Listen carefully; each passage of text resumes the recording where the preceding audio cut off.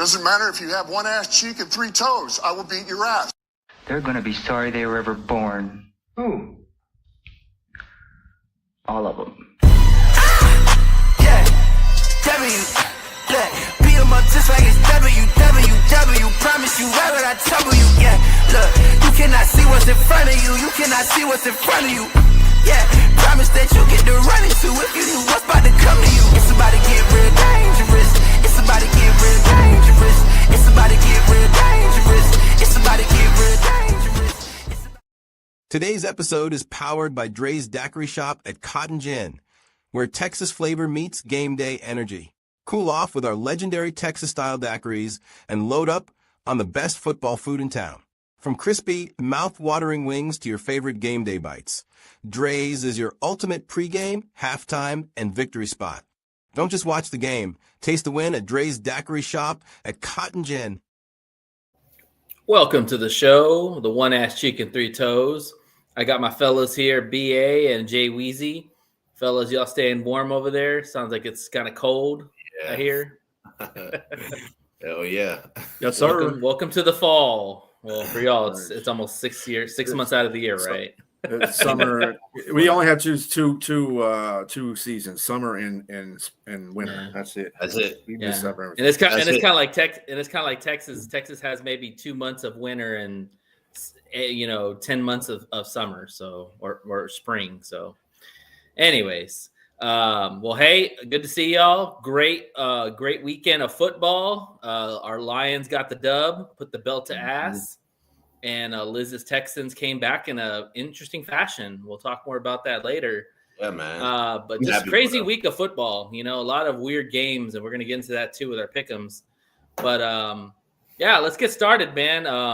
The Lions went into RFK Stadium and took belt to ass to the Commanders. Some would call this a revenge game because of last year. I don't give a crap who was out there. The Lions were going to come out and beat the crap out of them. I said if the Lions would have won, I would have been disappointed, and they did not disappoint. They came out and took it to them. It wasn't even close. Yeah. Is that what y'all felt for the game pretty much? Yeah, from the get-go. Mm-hmm. Yeah, They didn't punt the ball.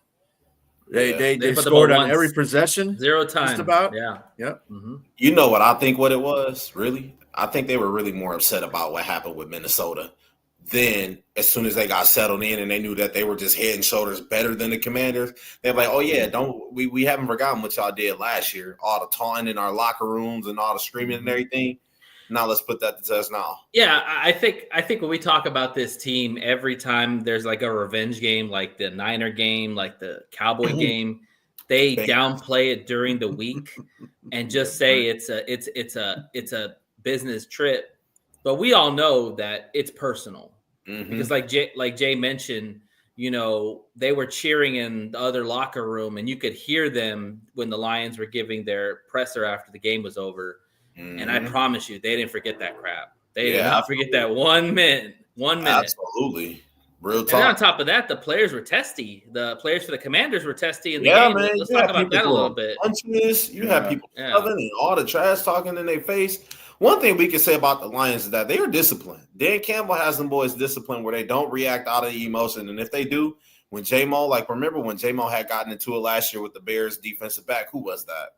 Stevenson. Okay, they sat him down and told him, you can't do that. You can't do that. You can't cause penalties. You can't go out here and do something that could possibly get you suspended. So that team is very well poised. They're calm. It was seeming like they were trying to get reactions out of people. They were trying to bait the Lions players. There's no doubt about that. Like punching St. Brown in the Kinlaw face. got in front. Yeah. Kinlaw got in front of Goff's face. Well, let's talk about that one incident in general. Yeah. The punch to St. Brown. And at first, there was videos that surfaced that was clearly he punched St. Brown. Oh, he threw a haymaker at him. Yeah, he wind up and threw a haymaker at him. Yeah. But they're showing now that the reason why that happened a few plays before St. Brown was out in the field, and he took a swing at DeJuan Payne. But for Amon to do that, And tomorrow I'm going to find out because their podcast comes out tomorrow. I'm going to find out what really kind of happened. But I'm thinking that Amon usually doesn't go after anybody unless you go after him. And so there's probably some plays even before that play where he swung at Payne that Payne did something to him. So you got to look at the whole. So if they're going to try to put out any fines or suspensions, they need to go through the whole tape. Yeah, Amon will get fined. There's no doubt about that. He will get fined, and I think he knows it already. The thing about that play is that first off, the ref was right there when Amon hit Payne. Yes, and if he thought that was a punch, he would have thrown Bond out. Bingo. Period. And off of the history that they had a couple of weeks ago when they fought the Chiefs, I think the Lions are a bit under a microscope. Oh, absolutely. People are got the narrative that the Lions are a dirty team. Yes. So even if something looked like a punch, I think they would have looked into that right then and there and possibly thrown If it would have been a punch, Jay, he would have been ejected. Let's just call it what it is. Yeah, absolutely. And you can always say, well, the second person got caught because Payne's haymaker looked a lot more worse than Amon's did because Amon's literally walking and Payne just like whacks him right across. Kind of more of a bitch slap, but they called it a punch. So, Yeah, I mean, that was. I'm gonna call it what it is, man. I'm sorry, excuse my language, but that was a bitch move because you don't sit there and there's somebody walking away from you or doing their own thing, you just come up and sneak them like that. That was they were pissed off because they were getting their ass kicked. That's all it was. And and one thing I always tell haters all the time that always talk mess because I was playing Madden earlier. And this guy was a Seattle Seahawks fan. He's talking mess about how Seattle's better than Detroit. I was like, whatever, dude. And at the end of the day, at the end of the game, I beat his ass. And all I said was scoreboard. That's the greatest comeback. It's the scoreboard. Like literally, the scoreboard is all that matters, Like absolutely. So let's talk about we see Jagoffs too, Robbie. What's up, Robbie? So let's talk about Dan Glasses. I like that meme going forward. Yeah. So when you saw Dan with the glasses, did you think that he was like, "Oh man, this guy's gonna be calling plays today"? Yeah. Or you think he was just being cool? Nah, I think he was calling plays for sure. When I saw that, I was like, "Uh-oh," and I seen it all over social media. It literally clicked in. I think I even sent it to the text message like, Campbell might be calling plays." Because he want to see exactly what it is he's calling. He want to see every play, every format, everything he has in front of him. Okay, so let's dissect this a little bit because let's be honest, the game was a wash. We knew that the Lions were going to come in and beat the crap out of them.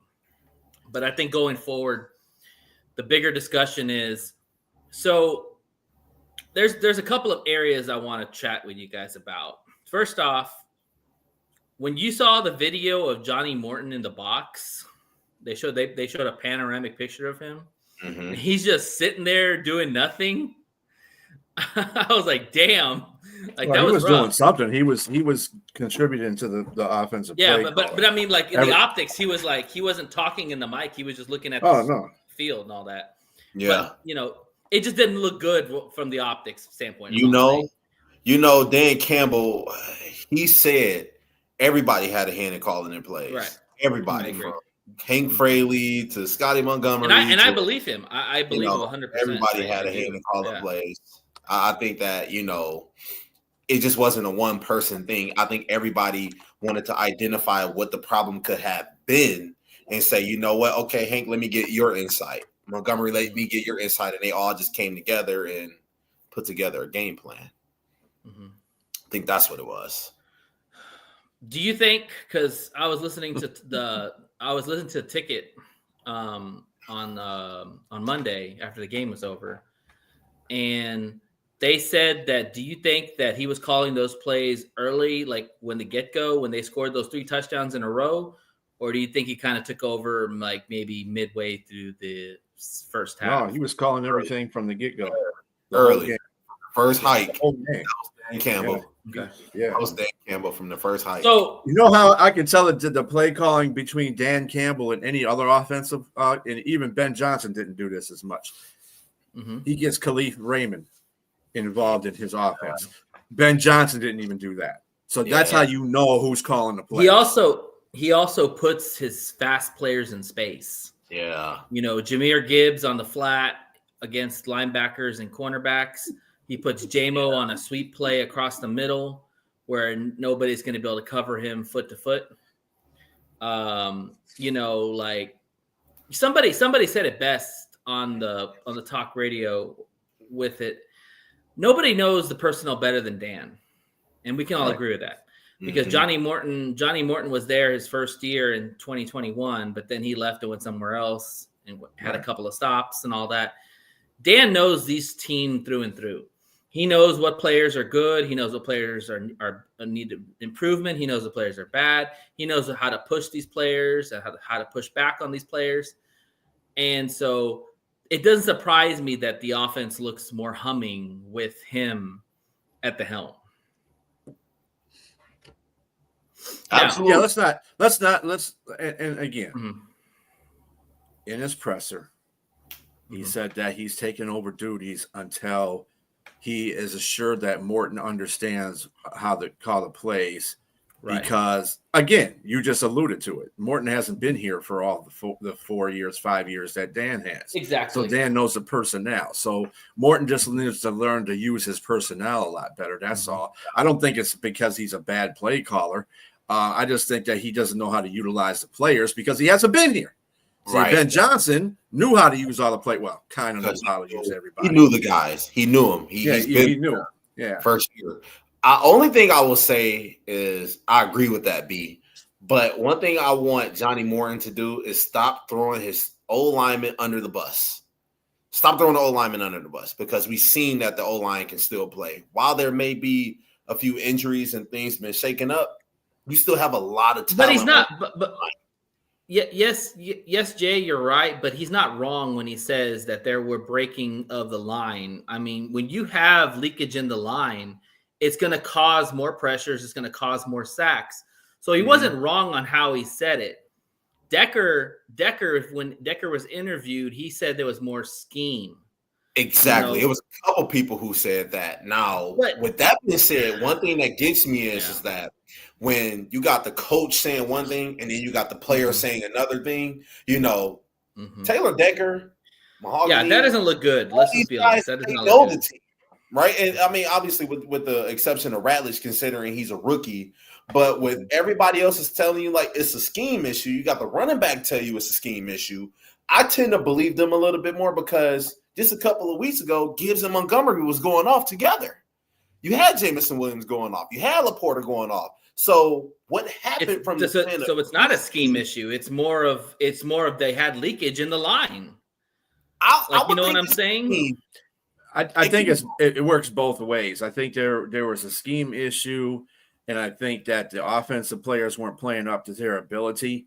And again, that has to do with John Morton not knowing the players. So if he doesn't know the players that well, and this is the whole thing about the communication issue too, where we had Dan Campbell saying the communication was bad, and John saying that it wasn't. He, in his mind, offensive coordinators have to have an ego.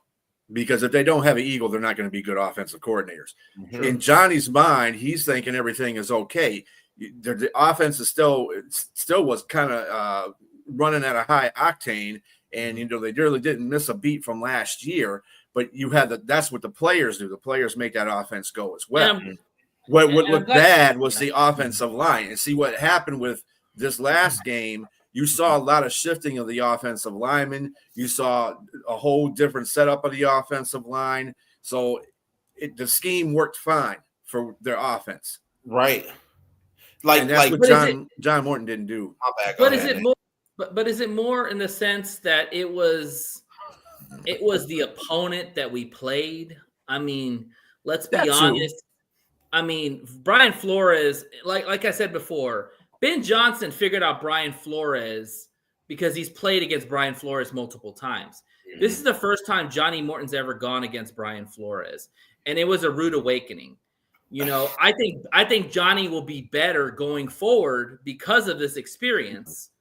But my question to y'all is, if you say it's a scheme issue in that Vikings game, what was your answers to fix that when you had everybody either giving away a hold or leaking water in that line? Hell, Gibbs couldn't even hold protection because he had a fast linebacker blowing him up every time. What was your answer to that?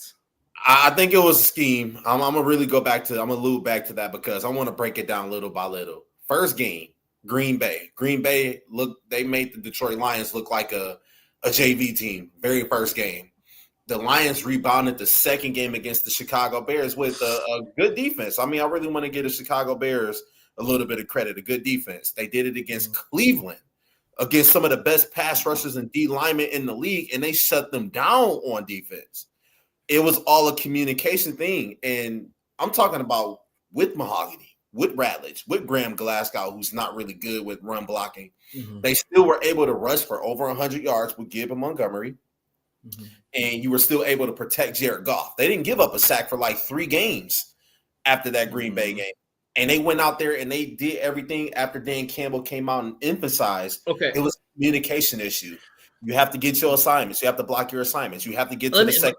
I don't think it was a communication issue with this Vikings game. I think it was basically their front 7 was a lot better than our O-line that game. Like everybody gave up pressures that game. Sewell even gave up pressures.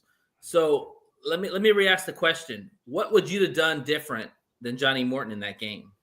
Because he couldn't run the football. We couldn't protect.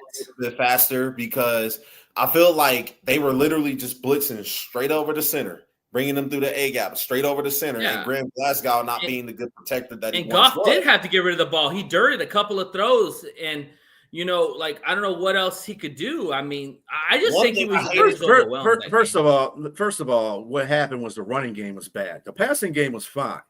Goff threw for 77% completion in that game, so Goff wasn't the issue. The passing game wasn't the issue. The running game is. And when you don't have the running game working with the passing game, that's going to happen. And it wasn't about scheme as much as it is about the players having their head in the game. That was the problem. And that whole offensive line just looked like shit. The running backs looked like shit. Jahmyr Gibbs missing blocks. DC said the same thing. I've never seen Jahmyr miss blocks that bad in my entire time being here. And they must have Jahmyr was having problems because they were blowing him up every time in that game. He gave up 8 pressures by himself. Mm-hmm. But I'm just saying, the point of the matter is, in each of the games they lost, sans maybe the Kansas City game, they were not. The first game against Green Bay, they were looking bad on that line. And I can understand that then. That was a communication issue for sure. Because that was new. No, that was just new people playing in a real NFL game. That's all that. They were lacking communication with each other because they hadn't worked with each other. That's what I'm trying to say. They worked with each other. They work with no. They have communication. The problem is they didn't have to use that in a real game. All that stuff was during preseason. So, and this is what I was talking about, them playing a preseason game so they can get exactly. That line probably should have played in the preseason. Exactly. Right. One thing we can say, it just varies of reasons why they lost the 3 games they lost. The first game, they weren't prepared on the offensive line. The second game, who knows what the hell is going on in that game? It was just bad execution everywhere. Yeah. I don't think they played bad. I don't think the defense played bad. I just think that the execution was off. Against Minnesota, nobody showed up. Yeah, I will say this. For me, the common theme of all 3 losses have been no running game. You look at all 3 games, the Packers, we didn't run the football. The Chiefs, we really didn't run the football. We sure as hell didn't run the football against the Vikings. When you stop our run, you basically put a hand behind our back and make us play left-handed. And that's where we suck because Goff, our guys are not made to pass protect for that long. On top of that, Goff is not a mobile quarterback. So when you bring the heat, you're screwed. Look at last night's game. The Packers could not run the football consistently because the Eagles brought pressure on Love the whole game. That's what you do. You have to stop that run. So if we struggle on the run, that's what's going to hurt us in the long run. Yeah, I agree. I definitely agree. And one thing about Johnny Morton that it really ticks me off, and I see a lot of people talk about it, is that if it's a 3rd and long, why are you running the screenplay? You're not going to break one. They're almost expecting you to. Well, that's something. a give up because they don't. Not a lot of coordinators have a 3rd and 15 play in their handbook. Right. I mean, right. 1 and 2. I mean, their third down is atrocious, and I don't think that's just because of Morton. I think that's because the offensive line is not blocking to get to that third down. You notice we have more 3rd and longs now than we did last year. That's because the offensive line is putting them in position. Pre-snaps and negative runs. That's what's killing us. But let me tell you something. The 3rd and that. Where you see Morton being good in an area he's good at is red zone offense. We're 6th in the league with red zone offense. So which matters as long as you do that, zone. right. And that's what Ben Johnson was. Now, Ben Johnson, I think we were higher last year. I think we were like 3rd or something like that in red zone offense. But the point is, we're still in the top 10. And like I said, it's the offensive line. I've said this from the beginning of the season. That interior line is going to – the Lions are going to go wherever that interior line goes. If it goes bad, it's going to be a bad day for the Lions. Yeah. If it's good, they're going to win games. And that's the thing. I think what Dan wanted to do was just to have more consistency. Now, like I said, the next game will be a real test for him. This was against the Washington. Washington had nobody out there, and then they lost more people because they were acting ignorant as fuck. So the result was what it was. But if you, I think they would have beat them anyway. But if you believe in stats, the Eagles are a very mid defense. If their rankings are in the 20s on the run and overall, so they're not a world defense like they were last year. So Dan should have success against this defense. But we're going to talk more about that when we get to the preview. But one thing I think Dan said that I thought was really interesting, because he's got a fumble. He kind of fumbled in this presser about this whole thing because it's a very sensitive situation. Like you don't want to admit that, hey, I took this role from this guy, but he's still there. You know what I'm saying? It's like Milton from The Office Space. He's still in the back of the room. He don't want to make him look bad. He don't want to embarrass. Right. But I don't think that was his intention anyway. You just got to pick up some of the meat of his convo with everybody and other questions he was asking. It came down to this: Morton doesn't know the personnel like Dan does. Morton still has to get used to that. So, I mean, if that's the case, then I can understand where Dan was say, look, I want you to do this. I'm going to call the plays for a while until you get to hang of what I want you to do, because everything runs through Dan. Yeah, even with Ben Johnson, everything runs through Dan. And everything runs through Dan Campbell, right? And the one thing I want to allude to, there you go, perfect. And one thing I want to allude to that he said when Ben Johnson became the OC, before Ben Johnson became the OC, he took over the play calling. I think he did like 8 games of play calling. Remember, in 2021, he's called the plays, and then he gave it to Ben. So Ben could kind of learn the personnel, learn how he wants to run the offense, and then hand the keys over. I think the same thing he's doing with Johnny Morton, like B was saying. He's going to take over the play calling right now and show Johnny Morton how he wants the offense to be run, get him more familiarized with player personnel.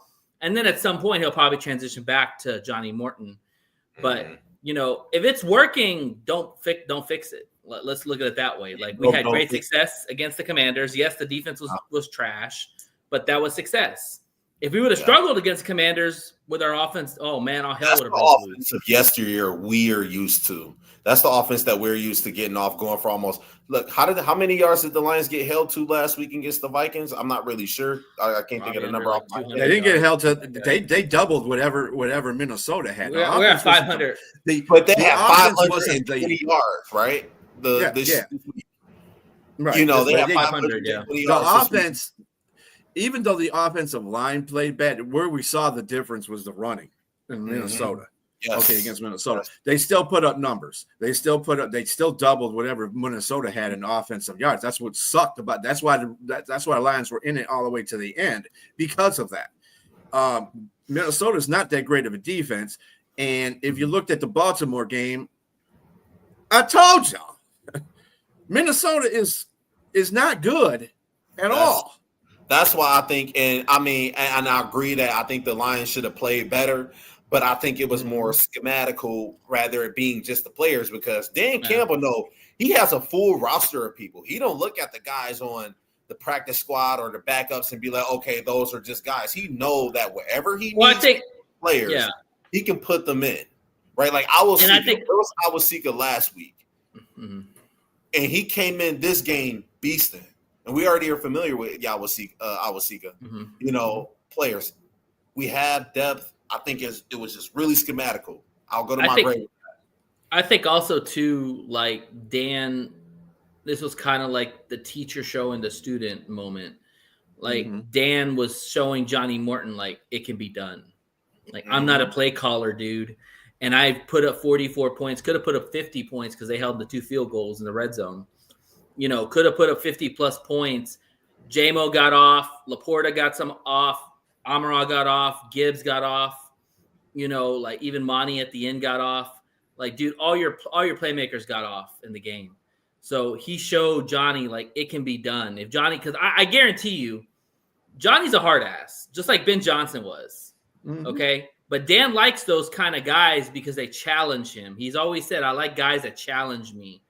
But this was a put in the moment for Johnny Morton. Said, you know what, dude? Humbled yourself. Like, hey, like this can run as a hot oil machine.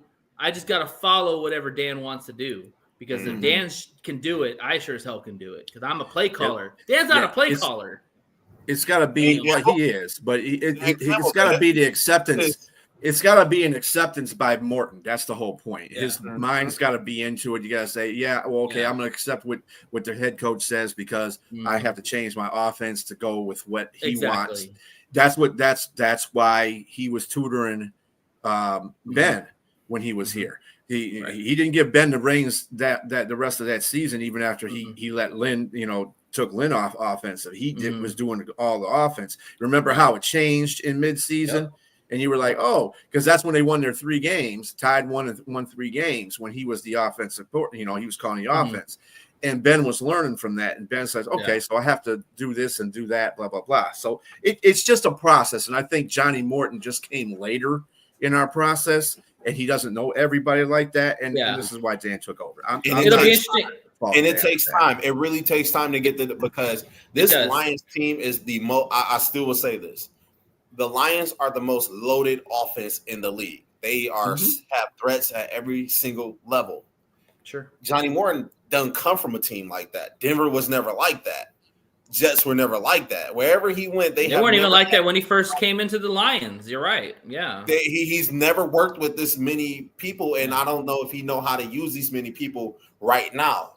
One thing that he has to learn, though, is that the running game is going to be your bread and butter, and it's going to open up everybody. It's going to open everybody up like doors. If you can run the ball well, put your linemen in good positions, put your running backs in good positions, you'll be able to feed the ball to Amon-Ra on third downs. Jameson Williams, send him down the field. Sam Laporta, whoever you want to go to, they will be open if you can just run. Yeah, like B said, this Eagles team's going to be the litmus test, like to see what kind of front caller Dan is, because it's a better team, better personnel defensively.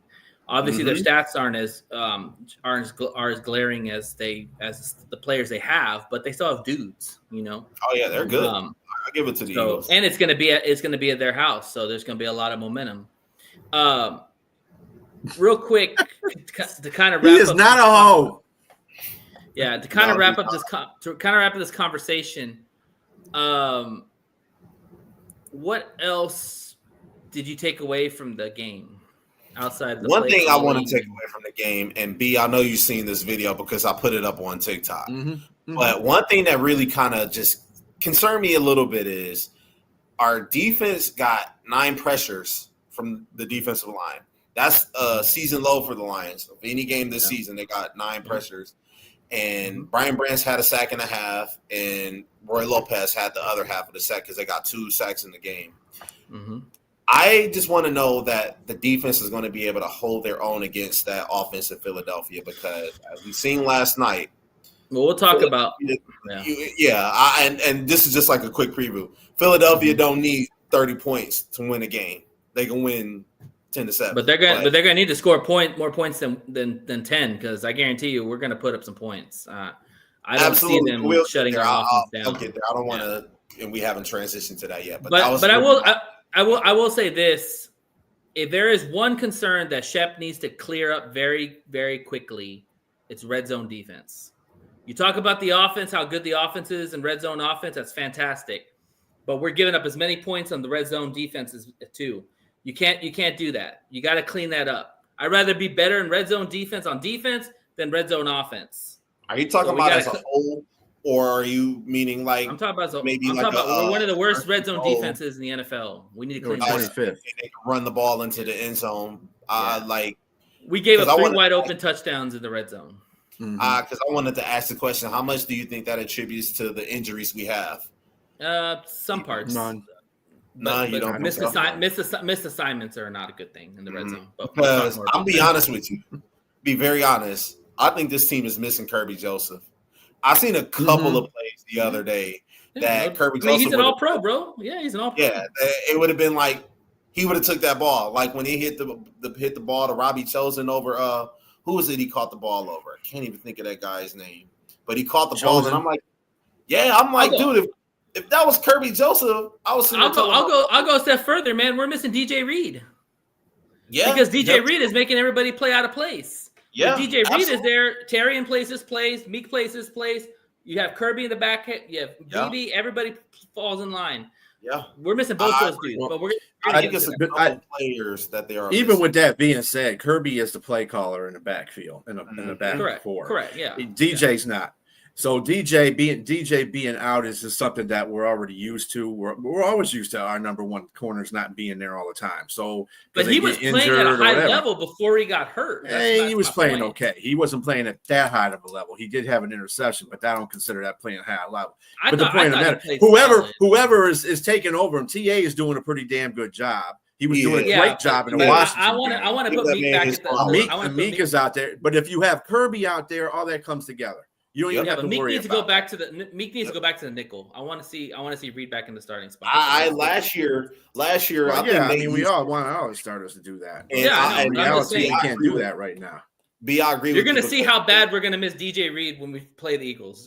I'm telling you right now, but we'll get into that later. Really quick, I agree with you on that. And Nate, you kind of proved this last year. Remember, you sent us film about how, and when Kirby Joseph picked off the San Francisco 49ers for the last pick of the game, remember, they passed off coverage to Kirby Joseph. Literally, he was wide open for the catch. Sure. Kirby Joseph is that general of the defense. He just really is. I get it. But we're gonna we got to move on, but we're gonna talk more. We're gonna talk more about the Philadelphia matchup. Yeah.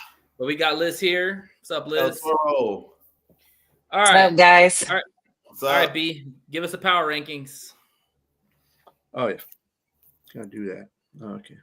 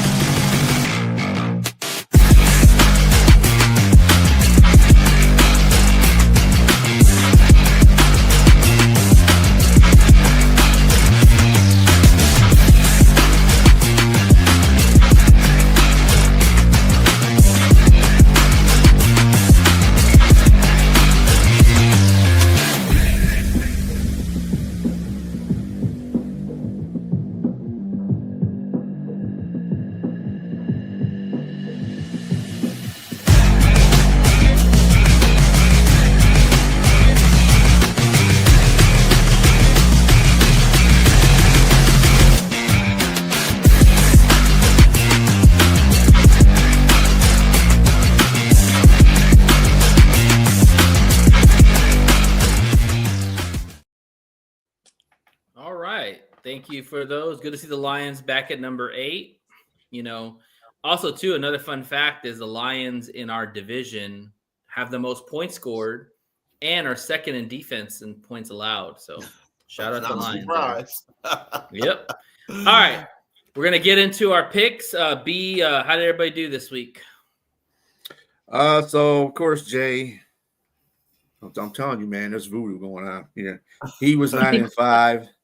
I was 9-5, and Nate and Liz, you were 8-6. Or no, Nate, you were 9-5 as well, and Liz was 8-6. There you go. Hey, all right, and overall, Jay is 88-42. I am 79 and 51. Liz is 77 and 53. And you are also tied with Liz at 77 and 53, Nate. All right. With that win. So, all right. Still a lot more football to go. All right. Before we get started, just real quick, we're just going to be picking the teams who's going to win. We're not going to worry about the covers and all that. That will be on the All 32 show with me and B. So tune into that show for the spreads and all that and totals. But we're going to get into who's going to win. So let's get started. All right. This is week starting 10, off. right? Week 11. Week 11. Dang. Yep. All right. Starting off, Jets and Patriots on Thursday night. B. I don't know what that was for. Who was it? Jets and who? You said Not from your ass. Jets and Patriots Thursday night. We should do the point total though. I love doing that too, man. Yeah, I still want to hear like who's. No. We'll do that all 32. I mean, That's part of our show. We can fit it in there if we can. Let me see here. Okay. The Jets at the Patriots. Yeah, I think that this is going to be where the Jets winning streak ends. New England's got this one.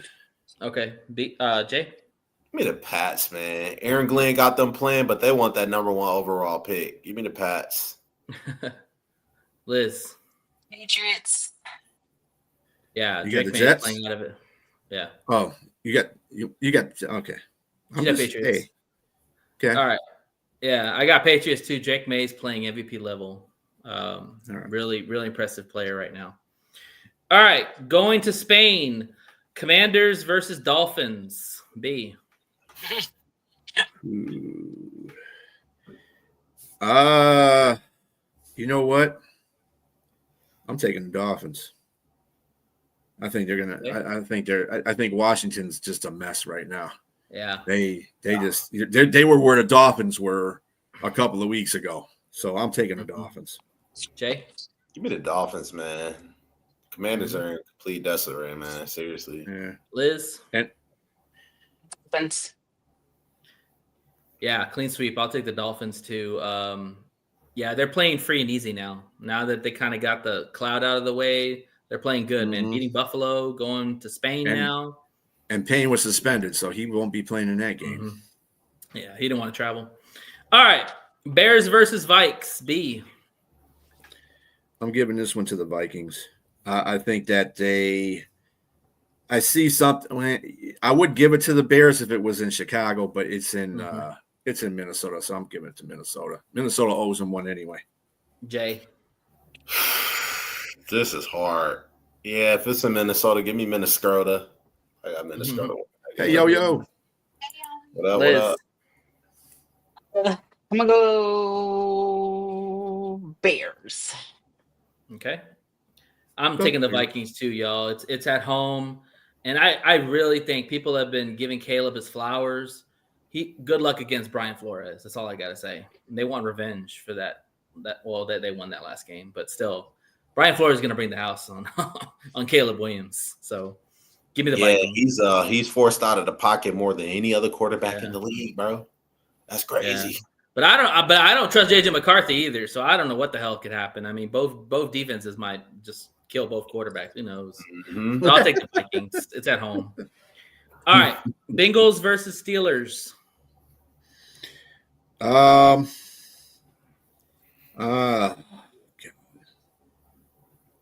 hate this. I hate that division. I do. The AFC North and one of the best to literally one of the might worst. be back soon. I'm going to take Yo said bear down. Okay, Yo. Mm-hmm.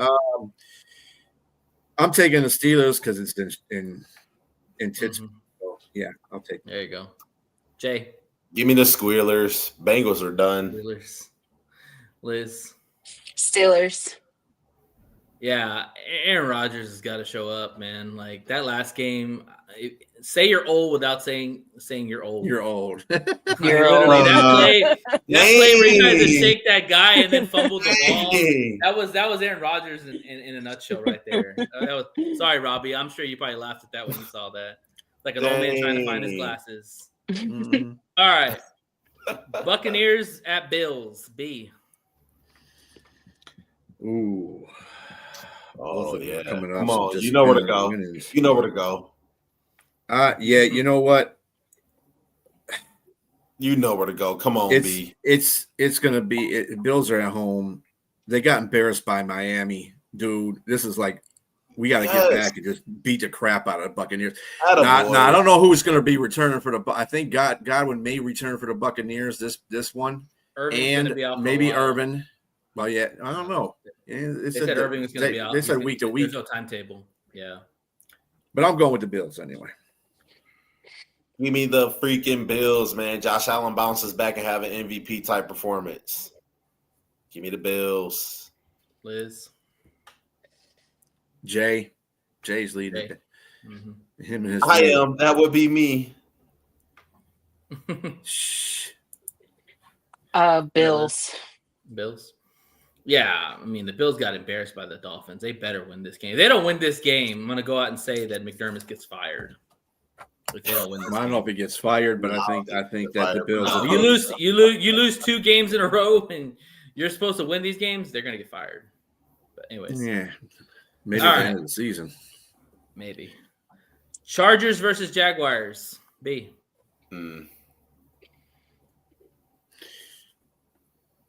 It's in Duval. Yep.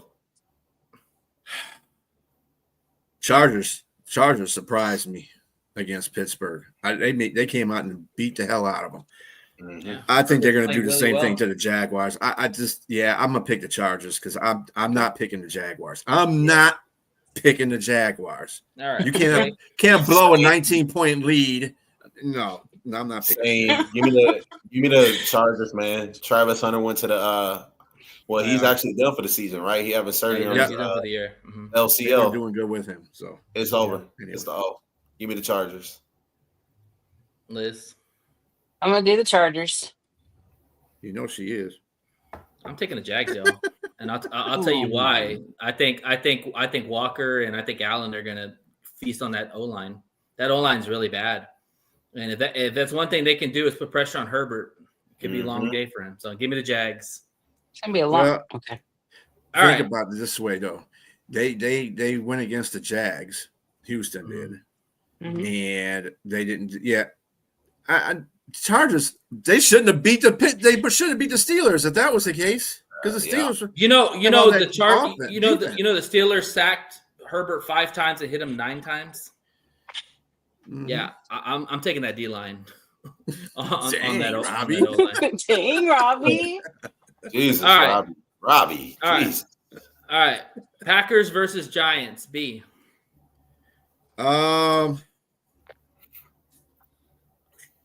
Giants just got rid of DeBoer. I think that's going to make it worse for the Giants, to tell you the truth. Yeah. I do. I don't know if Dart's going to play or not. He was in protocol. I have to go with the whack pack. All right. Yeah, give me the Packers. They need a bounce back game. They just lost 2 at home, so they need to go off road and pick up this dub. Liz, you got the Packers? Always. FTP. All right. Yeah. Yeah, I got the Packers too. Honestly, dude, LaFleur's coaching for his job. Like it's serious in Green Bay. Like if you listen to talk radio and listen to the news behind LaFleur, his seat is getting really hot. If he loses this game, they're gonna have to find the coach. Yeah. So, I don't know. I don't know if they consider firing him. I mean, he's still one of their best coaches they've had in a very long time. So, but I mean, their offense is ass, man. I mean, the last 3 games they just need to make a couple of adjustments, and I think that'd be fine. Well, that's not an injury. Who was that lineman that just got injured? Jenkins. Was it Jenkins? Yeah. Yep. Yeah, that's going to be big. He's out for the year, isn't he? Well, that's their center. Yeah. Yeah, he's So I guess they're going to have to move. Yeah. What are they going to move in the center? They'll probably move some guy that nobody's even heard of in the center. And their offensive line already isn't that good. Yeah. So now they lost one of their stalwart offensive line. All I know is they lose to the Giants. All hell's gonna break loose in Green Bay. That's all I gotta say. Oh man, it's already. They gotta play the Giants, then they gotta go play Minnesota in Minnesota. Then they gotta play the Lions. It doesn't look good for them in the offensive line. Their defense is fine. I commend their defense, but their offense is sucking. Their defense can hold. Their defense can hold them in games. Mm-hmm. All right. Yeah, give me the whackers. Panthers versus Falcons. B. I want to go Panthers, but they got beat by the Saints in the Panthers. Yeah. And I think the Falcons are kind of pissed off that they got their ass whooped the first time by the Panthers. So I'm going to take the Falcons. Sorry, Sonia. Jay. You mean the Falcons? There's no way the Panthers sweep the Falcons, man. Yeah. No way. Liz. Falcons. Yeah, it's in Atlanta. Even though I don't trust Michael Penix, so I would definitely not even stay. I would stay away from this game. Run the freaking ball, Atlanta. Give the ball to Bijan Robinson. Period. The freaking ball. Give it to Algiers and him. All right. You gotta do. Niners versus Cardinals. Robbie, you're not going to get a card from the Steelers, that's for sure. Go ahead. Right. Niners versus Cards. B. Niners. 40 I have no faith Winers. in the Cardinals. Give me the 40 Winers. No faith in the Cardinals at all. Liz. I'm going Cardinals. Oh, I was going to say don't do it. And it's in San Francisco, right? No, it's No. It's in Arizona. But I still don't trust Cardinals. Yeah, I don't I'm trust taking the Cardinals. I'm with Liz. I'm taking the Cardinals. I don't know. I think when they're Purdy at probably home, it's returns. something different. Yeah. Oh, like when they were home against Tennessee? That different? Okay. And the Cardinals didn't show up for that game against the Seahawks, so they're They pissed. didn't. So, They didn't. and they're home. So give me the Cardinals at home. Cardinals. All right. Game of the year, probably. Seahawks versus Rams. B. Mm-hmm. This is going to be a good one. Really good. I'm going to tell you what, because it's in LA, I'm taking the Rams. And Stafford he's on fire. He's playing. He's the better quarterback in this matchup.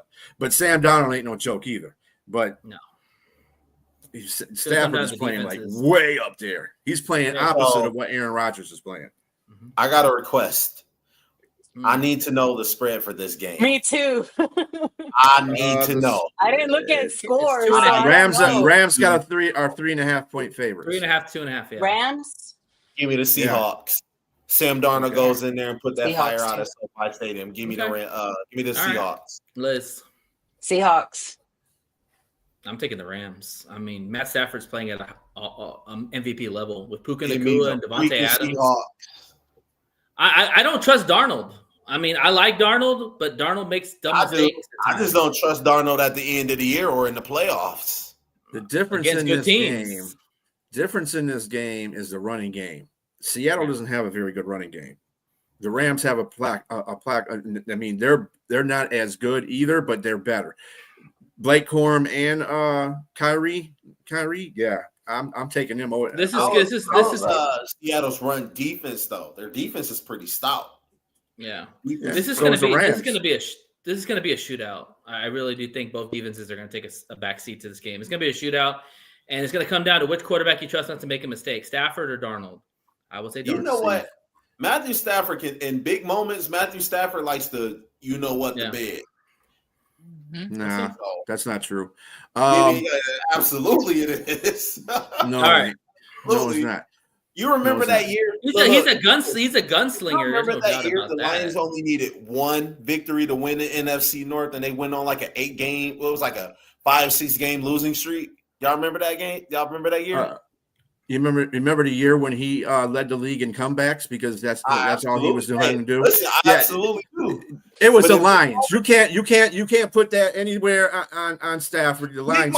Matthew Stafford shit the bed, and because I know I'm a Stafford hater. I admit it, but you are a Stafford hater because you don't know nothing about that boy like that, bro. I do. Stafford, he's a best quarterback. He's a top 10 quarterback all time. Hey, who gives a shit? He's not on the Lions anymore. Let's move on. I remember there was a time Matthew Stafford would literally throw the ball into triple coverage to Calvin Johnson and end up getting because he's a gunslinger. No. He's a gunslinger. or getting him killed. Going in triple coverage and making Calvin Johnson look like a god. Hey, I remember that like yesterday. I'll break the tie. You live and die with Stafford. That's all it is. You live with the good plays and you die with the bad plays. That's just what he does. All right. So the in total defense, just to let you know, the Seahawks are 9th and the Rams are 11th. Yeah. I really think it's going to be a shootout. All right. Chiefs at Broncos, B. You know what? I'm going to go for the Broncos because I think their defense is going to shut Mahomes down. I think defense is playing really well. And fuck the Chiefs. You want to take Mahomes. I was just going to say I see that. that look on your face, Jay. You want to take Mahomes. Oh my gosh, Robbie. Give me the Chiefs. Give me the Chiefs, man. I knew he's going to take. They're like Michael Myers. They just won't. It's not a bad pick. It's not a bad. They just won't go away. They like Michael Myers. They just will not go away. Yeah, I got to pick the Chiefs. And this is a huge game for the division because if the Chiefs lose this game, they're 3 games behind the Broncos, which is almost impossible to catch up. They can't have that. Liz. Broncos. Yeah, I'm taking the Broncos. That D line is sick, and they will get to Mahomes like crazy. They'll knock his ass around. Yeah. Ravens at Browns. B. Ravens. Jay. Ravens. Liz. Ravens. Damn, y'all don't pick any. We might as well just pick all the same teams. Shit. No, we were doing good. Well, I'm not going to trust the Browns. I think there's like who's gonna pick the Browns? Who's gonna pick the damn Browns, mate? I will say this: that with that defense, anything's possible. But I don't trust Dylan Gabriel. I think the Ravens are. I think the Ravens are slowly. Yeah. If it wasn't Lamar playing, then I would probably pick the Browns. But then I'll pick the Browns. But it's Lamar's playing. Vikings game. But you get that Vikings game. The Vikings did a pretty good job on Lamar. It was the other players that got off. Yeah. All right. I had him in fantasy. He didn't do that good of a job. Anyway. All right. Cowboys at Vegas. B. Vegas, baby. Can I get the spread on that one? That's a nasty game right there. Vegas. Why does it matter? Dallas. Just pick the Dallas team. is favored by 3.5. Yeah, Dallas is gonna win. Thank you. Give me Dallas. Yeah, I'm going Dallas too. Dallas. Give me the Raiders. Wow. You just got to be different. You ask for the spread and you take the Raiders? Yes, because I know it's going to be by a field goal. And plus, that's my dad's team. Okay. All right. Yeah, give me the Cowboys, man. I mean, I just can't trust Geno Smith. Like, if it was a different quarterback, maybe, but I just can't trust Geno. He has potential. Well, I'm going to tell you something. This is going to be the test for Dallas. Their defense is still not the greatest defense ever. But they don't have to be against the middle of the line. The middle of that line is stout now. Yeah, you got and Williams back too. Quinn Williams is coming back. You got all that whole middle line's coming back. Yep. Being there, they're going to stop that run. So Jensen's not going to be able to run. And you want to know something else? R.I.P. Marshawn Nealon, but they playing for that boy. Yeah, that's the other thing. Yep. I just don't. I just don't know. I just don't know like who the Raiders are going to throw the ball to out of Brock Bowers. I mean, they traded Jacoby Myers. I mean, shoot, who do they have other than 2 tight ends? Mm-hmm. All right, Liz. Texans at Titans. B. I'm definitely going should be Texans back. on this one. Yeah, it should be back. Definitely going with the Texans. Jay. I'm just putting Liz down from Texans, so she ain't got to say nothing. Liz, I'm sorry. Give me the Titans. I think Cam Ward goes out there and he put on the show. Okay, that's a loss for Jay. We might mark that down ahead of time.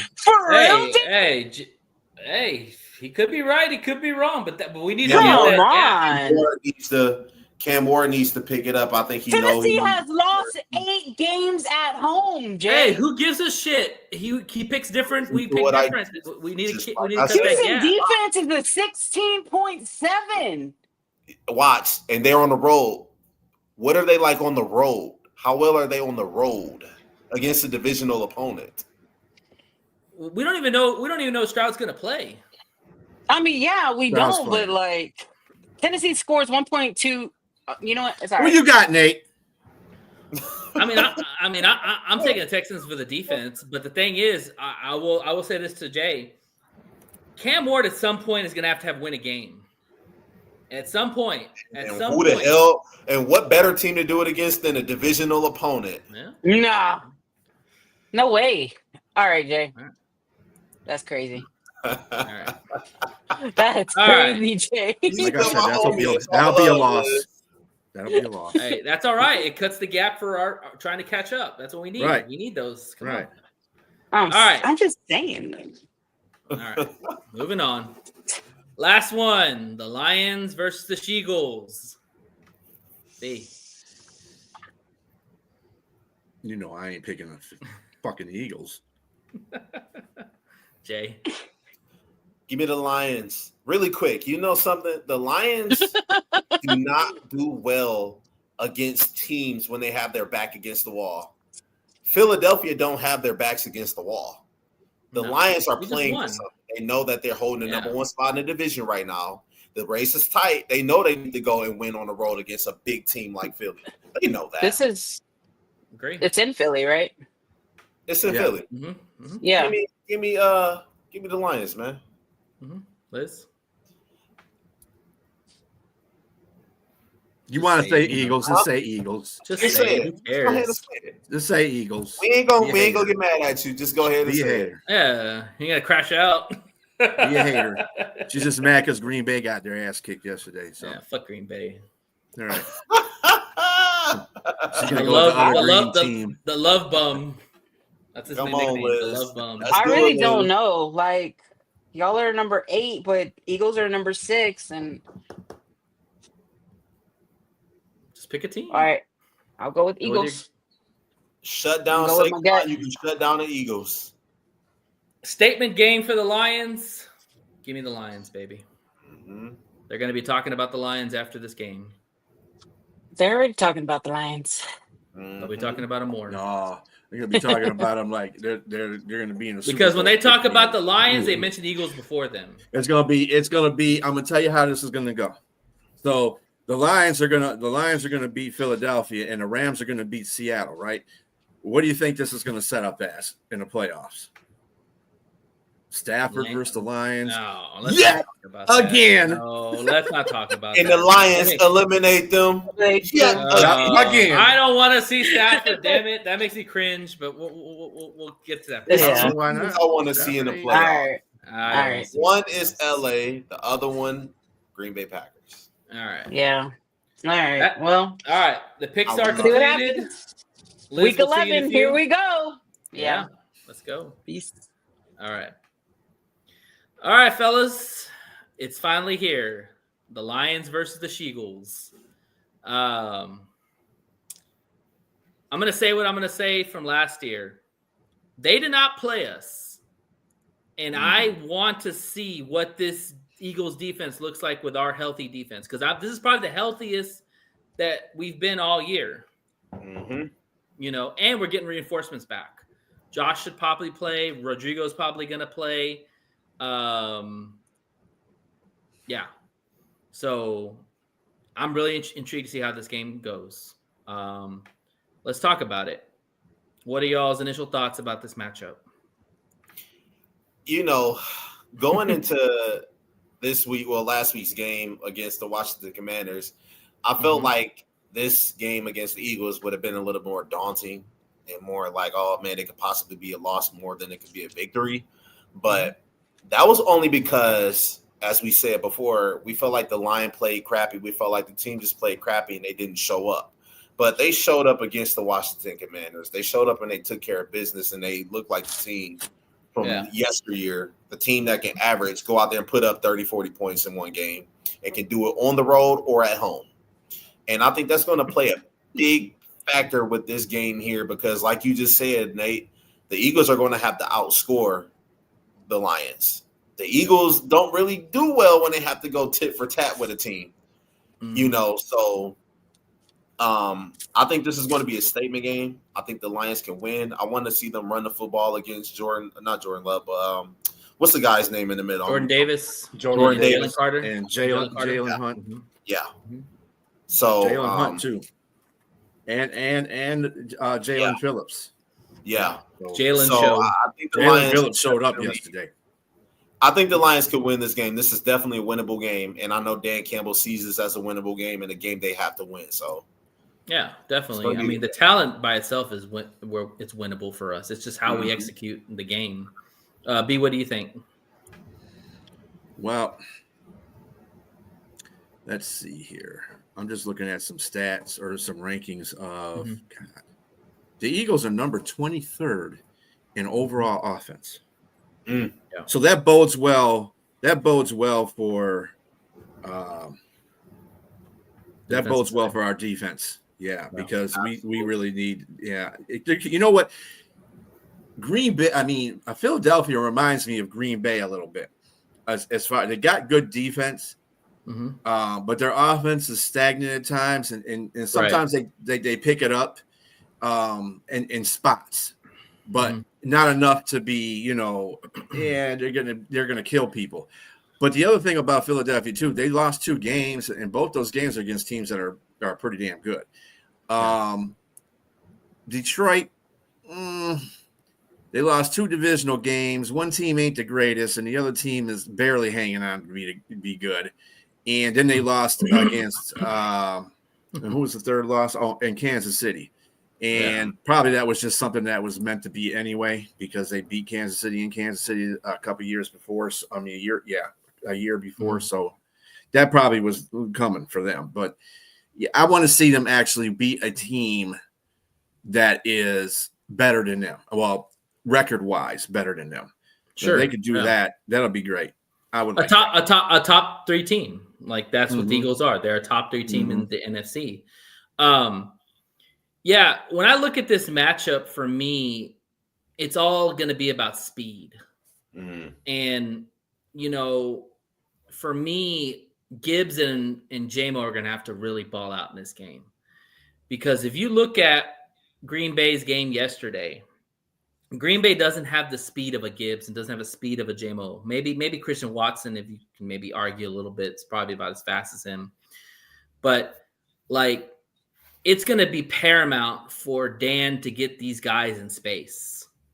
Like we talked about against the Commanders, getting Gibby out in the flat, getting Gibby out in space. Nobody's going to stop that guy. Once he gets a burst, he's gone. Same thing with J-Mo, getting him in the middle, getting him crossers, cutting. You're not going to be able to stop. No linebacker's going to be able to hang with him crossing the middle. You're going to have to be real creative on how you get these guys in space, because if you can do that, that is the difference between the Eagles and the Lions, in my opinion. I think the Eagles and Lions are very similar in a lot of facets, but the difference is Lions have 2 game-breaking speed players in J-Mo and Gibby. Eagles, Saquon's fast. I don't know if he's Gibby fast, but Saquon's pretty fast. But those 2 dudes are electrifying, and you've got to get them in space. That, for me, is going to be huge. Another thing to add B to a stat about the Eagles, they are second to dead last in third down or third and outs. Actually, they're 27th. Okay. They moved up a little bit. To 3 and outs, you said? However, they are number 1 in red zone offense. And where's the Lions at? Dead last in defense. Well, you know why? Because they got the damn tush push. That's pretty much a guarantee. Well, I don't care what the case is. They're still going at a clip. Yeah. So it doesn't. That's really irrelevant to the fact they're still a good red zone defense. I would say irrelevant. I'll say that's a guaranteed high rate when you can score from the 1 yard line. That's almost, you should be 100% in my opinion. But I get what you're saying. Let's talk about that. How do you expect Shep to attack the tush push? Don't put them in those positions. Yeah, it's no way of stopping it. I mean, even like if you looked at it yesterday, remember they ran the tush push and they were calling it out on the TV screen like they're offsides. That's a false start right there. They didn't call it. They don't call it. You just don't let them get 3rd and shorts. If they get a 3rd and short, you can really just mark it down as a first down, or if they're in the red zone, kind of just chalk it up as a touchdown. Just don't give it to them. if you see the attack, if you can attack that offense, get in the backfield and attack Saquon Barkley, get Jalen Hurts under pressure, don't let him extend plays with his feet. Yeah. I think they'll have a good chance at stopping that offense, the Philadelphia's offense. Really. Yeah, I think you got to put them in third and longs, like absolutely. That takes away the tush push. If they stay on schedule, they're going to run the tush push. Mm-hmm. It's just because it's like 5 yards in a cloud of dust. They get 5 yards, maybe 2 or 3 yards the next play. You know what's coming on 3rd and 2 and short like that. Like, I actually think this game, I was thinking about earlier, I actually think this game could be a no punt game. Actually, that's my bold take for this game. I'm going to say it right now. I don't think either team's going to punt. I think this very well could be fourth downs all the way down the field. Because the Eagles with a tush push and Dan knowing that you can't kick field goals against Philadelphia. You got to score touchdowns. That's a bold take for sure right there, Nate. You think the Lions could go 2 games in a row without punting? We'll see. It's a possibility. I don't know. That's hard. But not against Philadelphia. I just think I'm going to tell you, it's going to be. I'm pretty sure the Lions will win this game. I'm not worried about their offense. The way that the Eagles are set up defensively, they're 23rd in total, or 18 in total defense, 14th in pass defense, 19th in rush defense. That's a big one. And 10th in scoring defense, 4th in red zone defense. Got to watch it when you get in the red zone. But they're 26th in third down defense. And that's where the Lions accelerate. Kind of hit or miss, man. That's so weird. That's where the Lions accelerate, because when their third down offense, their third down offense is not great. It's horrible. This will probably even it out. And the red zone offense is pretty good. They're 4th. So you're going 4th against the 4th red zone defense. So that it might even it out there. But the Lions statistically are in top 10 in just about every offensive ranking. Except for third down offense. How do you attack? Go ahead. I was just going to say, I feel like this Philly team is good, but I think they are a bit overrated. I really do. I think they fly too close to the sun every single game. And they play within the margins. There's no doubt about that. Yes, I agree. Yeah, and to play a team like the Detroit Lions, you're going to have to actually beat the Lions. You can't make mistakes. You can't trip over your own ding dong. You have to be efficient to beat the Lions, because Dan Campbell, as much as people want to say he's a meathead or whatever you want to say about him, he's calculated. He knows all about the analytics. He knows how to put his team in position to score, to get first downs. I mean, Campbell takes risk, and he's calculated at the same time. So I just don't think that this Philly team is equipped for that. I think to add to your point, this is why I say the Lions are probably going to go on 4th down a lot, because they know that they can't kick field goals against this team. Not to mention, Bates has kind of been shaky a little bit, whether it's the line or whether it's his kicks are low, I don't know. But I don't trust them outside, especially in that kind of Philly air. I'd rather the Lions just go for it on the offensive side. Obviously, if they're on their other side, punt the ball, of course. But if you're on plus territory, I'm going for it all game. You got to listen. With a team like Philadelphia, you've got to step on their neck early. You have got to put them down early, because they are a team that if you let them keep the game close, they are going to find a way to run the football on you and dominate you, because their line is good. I feel like if the Lions can put at least 2 touchdowns on them, that takes away their run game a little bit. And now you're asking Jalen Hurts to do something he doesn't want to do, and that's pass the ball. You know something? One thing that became abundantly clear to me is Philadelphia, they found some chinks in their armor. Why? Because you let the Giants score. How much did the Giants score on you? Was it 30-some points? They put up on you? They beat Philadelphia, yeah. They beat Philadelphia. Yep. I believe the Lions are going to be able to do that very well. What did the New York Giants do that game when they beat them? Play hellacious defense. And run the football. And Kelvin Shepard he has his hands full with this offense. So don't think they're not game planning. Don't think they're not finding ways to make sure Saquon Barkley isn't chopping off 5.5, 6 yards per carry. You know what I mean? Also, a person that kind of flies under the radar that I'm not worried about anymore, A.J. Brown. Yeah, he had a good game against the Minnesota Vikings, but they don't throw him the ball. 2 receptions, 3 receptions, 5 receptions. He's not. It's really Devontae Smith is the guy you're more concerned about. Dallas Goedert as well. I give him his flowers too. Oh, Dallas Goedert for sure. But absolutely. Shut down Saquon Barkley. See how fast that offense crumbled. That's key number 1. They got to stop Saquon.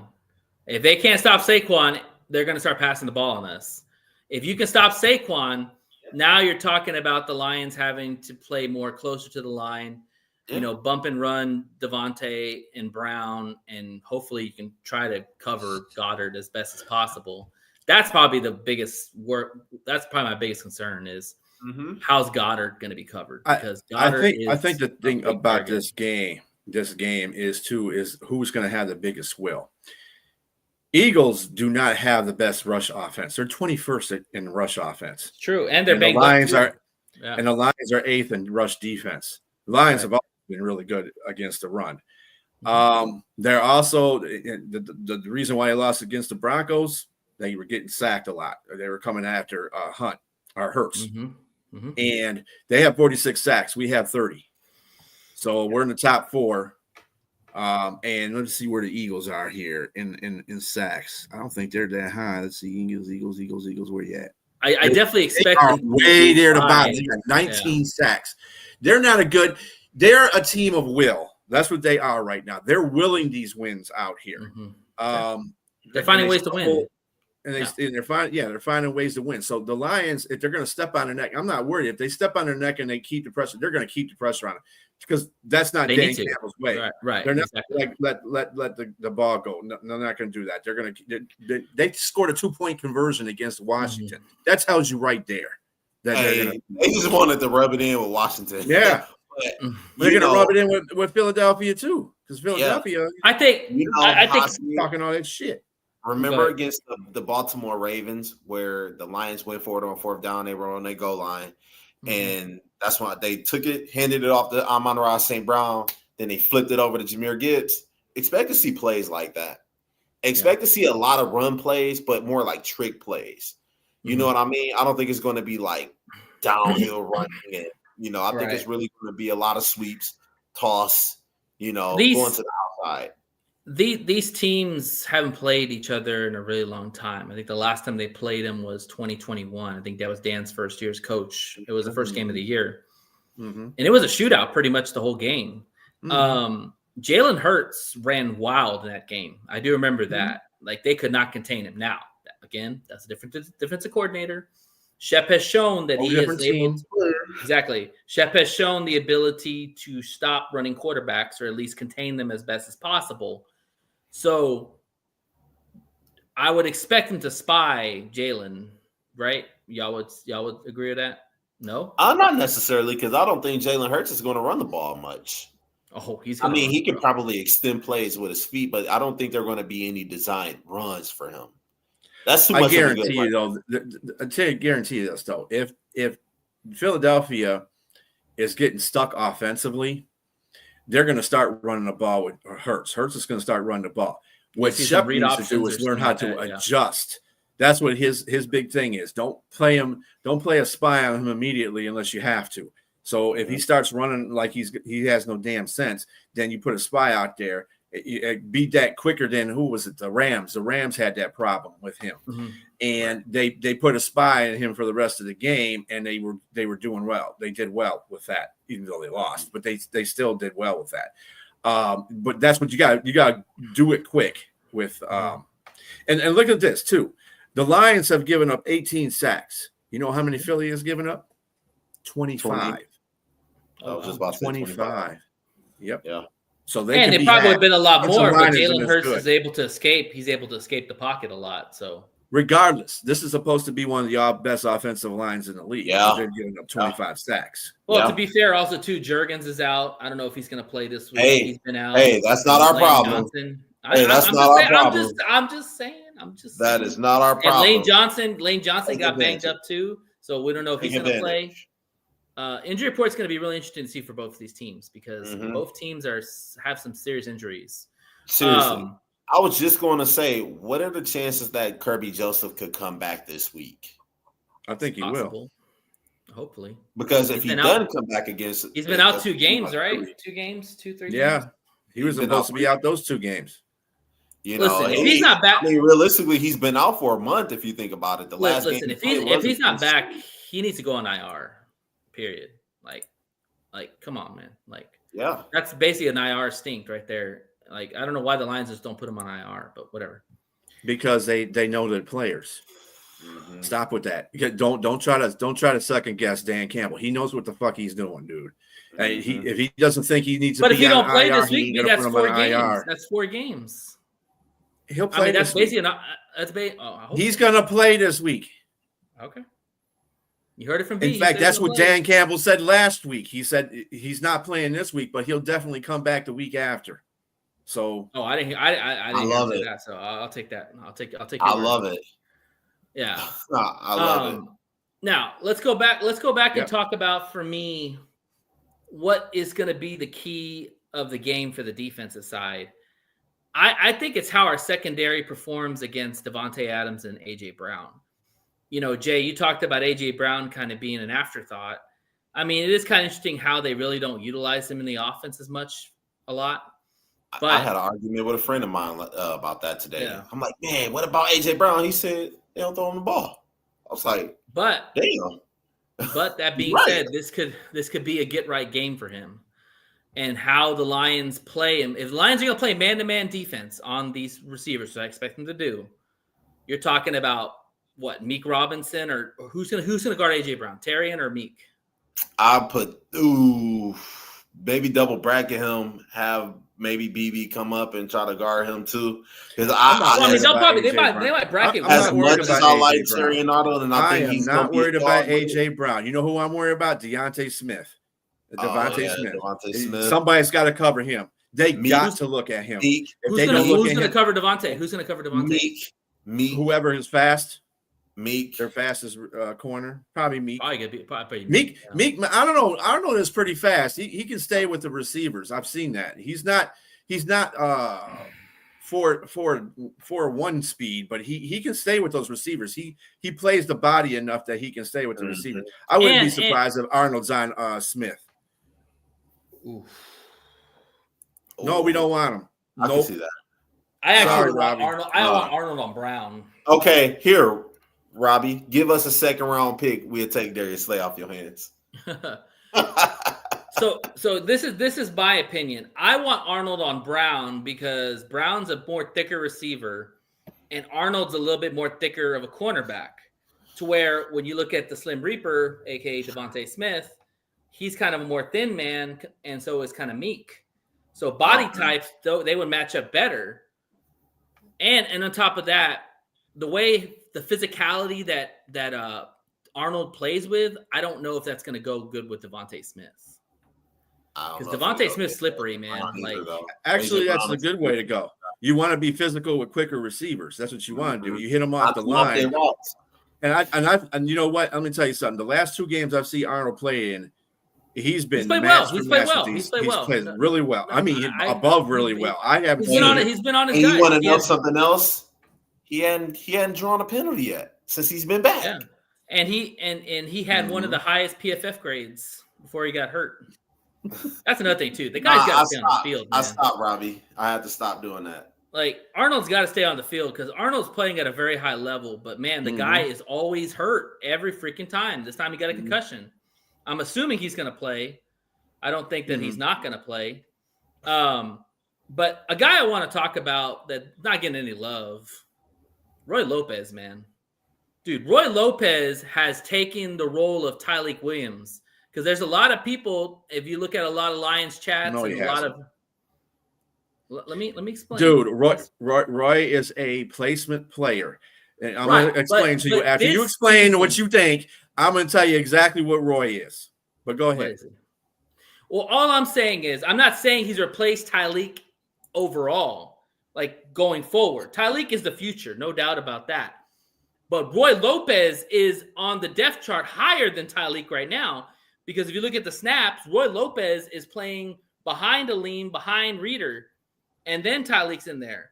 But that's okay, because he's a rookie. He's going to get his shots down the line, just like Tesla. He'll got to be patient. He'll get his chances. This team is too deep and too talented. But Roy Lopez is playing really well right now, and he's deserving of that higher role. And I just want to say that I'm proud of the guy. Like, I don't know what to make of Roy Lopez. I'm really intrigued to hear what B thinks about Roy Lopez, though. Well, then before B says anything, since week 5, he's got the third highest defensive grade on defensive tackles, behind Simmons, or behind Hayward and Simmons, since week 5. And he had the highest PFF, one of the highest PFF grades at 90 or something like that.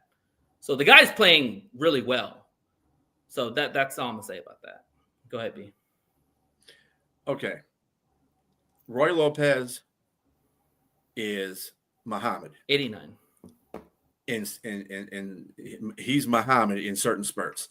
Roy Lopez will have a stretch where he'll play good. This is his stretch. He's playing good. Yeah. Muhammad had his stretch where he played good. These are guys that are fill-in. Oh, by the way, I think Davenport might be coming back too. Yeah, I mean, we're getting a lot of guys on the D line. So, Absolutely. but you see, Muhammad still has been playing at a pretty good clip for his position, because he's up there with, I think he's just behind Aiden in sacks on the team. Mm-hmm. So he's playing. This is the thing that makes the Lions so good. You don't have any stars that you can say we depend on them to do all the work. Right. You can bring in players, and they can a couple of stints, a couple of games, they can come in there and ball out. All of the players on the Lions are football players. They can come in and fill. Exactly. Mm-hmm. Dan Campbell has came out and said that before. Like, these aren't just bench guys or practice squad guys. These are just guys that got outplayed. Well, not only that too, Jay. But if you look at what you and B are saying, is that the Lions don't want their players outside of Aiden Hutchinson. They don't want them playing over 90 to 80 snaps, especially on the D line. When you've got reserves like Roy Lopez, you've got guys like Tyleek Williams you can bring in.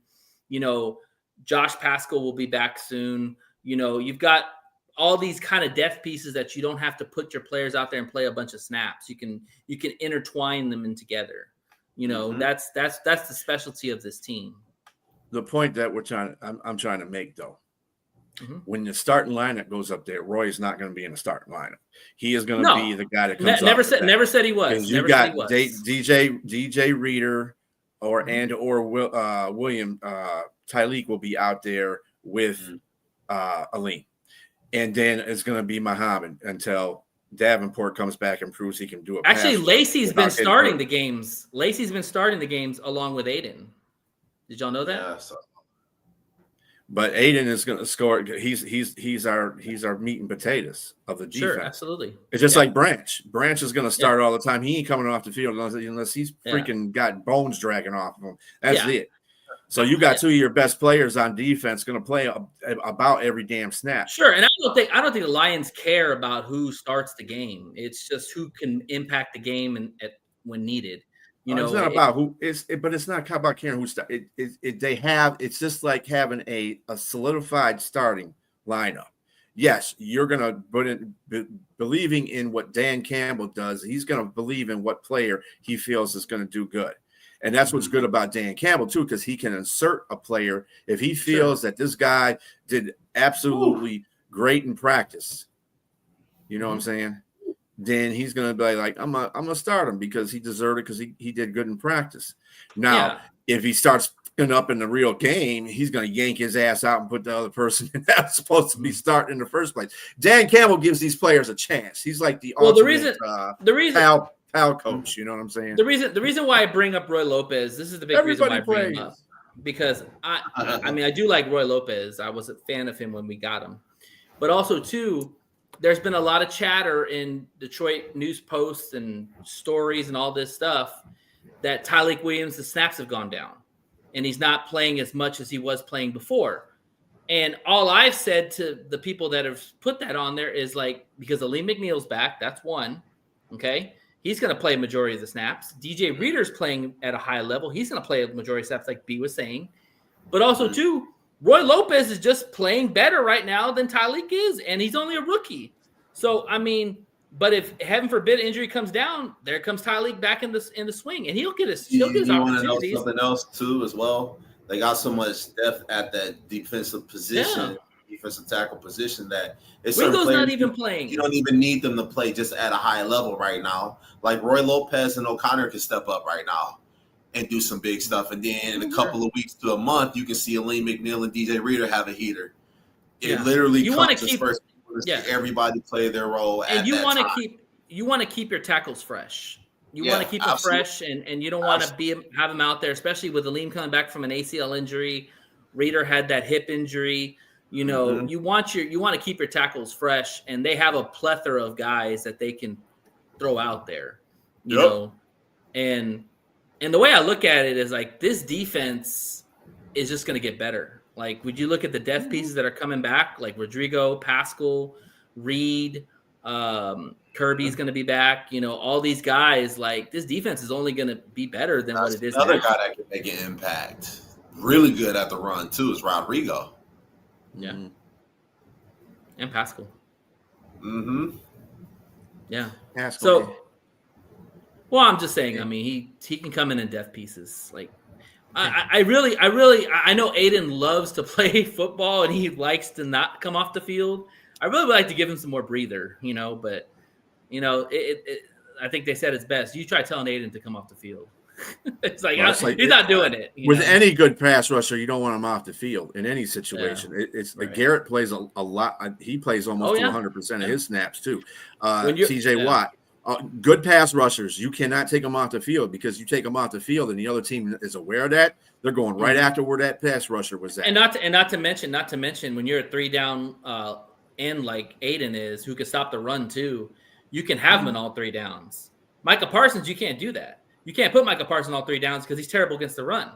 Against the run, they just run right away from. Well, let me put it to you this: I saw a stat on that run defense by pass rushers.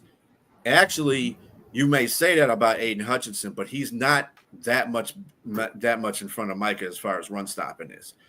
He's a pass rusher too. He's definitely focused on pass rushing. Now if he's got to stop the run, he's there. Sometimes he's there more than Micah is, given that, but he's not as prolific as you're making him look as a run stopper. He plays in a defense that their whole key is to stop the run. So he makes everybody else, he helps everybody else out, but everybody else is basically. I don't know what his ranking was this year. I know last year he had a really high ranking against the run. I think this year is kind of maybe dwindled a little bit. So, but either way, you want your best pass rusher out there. I agree, 100%. Absolutely. What would you say are the keys to the game? Like the victory? Defense. Elaborate.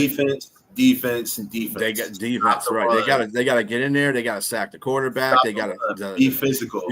Hey, all those playmakers. Nobody mentioned Goddard. You got to find out where that dude is at. I said Goddard. You got to know where Goddard is. You got to find where Goddard is at all the time. He's my biggest fear. I think he's the one. I really don't think they're going to have a problem with Saquon. I don't. The Lions. Everybody else has been able to stop him. Yeah, Green Bay pretty much did that last night. What's that? Held him to 60 yards, right? Yeah, I mean, he's been held to that, and I think he actually ran more than he's ran in the last few weeks too. He's only had 100-yard game, I think, or 200-yard games for the year. So he's been pretty held in check for the most part. They run him like 25 times a game, and it's Saquon. We get it, but that's going to catch up to you. It just really will catch up to you, especially when you're playing a physical team like the Detroit Lions. And again, they're number 21 in rush offense, so obviously they're not doing that well. They're not doing. They're 25th in pass offense, so their offense is just as bad as. In fact, Green Bay's offense is actually better than their offense is. As I say, they're kind of mirroring each other as far as how they play. Their defense is getting them out of jams when they need them out of jams. Subtraction. Let Let me get a real quick answer from y'all, and then we're gonna go game prediction. We're gonna go game prediction. Do you play contain with Jalen, or do you blitz him? Contain. I would play contain. Okay, yeah, I say contain too. You break away. If you blitz him, he's too slippery. He'll get out of the.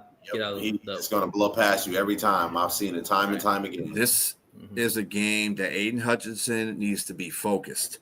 Because Yep. if he can get back there in that backfield, he needs to make that tackle. He needs to make that sack. He needs to can't make miss that tackles. Can't miss He tackles. needs to make that tackle for loss. And contain the outside, because he even did that against the Washington Commanders. He went inside again on the same play that J.J. McCarthy had scored on. I saw that. He can't keep doing that, man. That's not good. Yeah. Set the edge. Set the edge. All right. Game predictions. B, what do you think the score is going to be? 28 to 20. 28 to 20. Okay. Jay? 31-26 Lions. Okay. I'm going to say 35-28 Lions. Bold prediction, B. Bold prediction. Tyrion Arnold gets not one, but 2 interceptions in this game. Oh, shit. I love that. Hell yeah. I love That would tie Sauce Gardner. Just saying.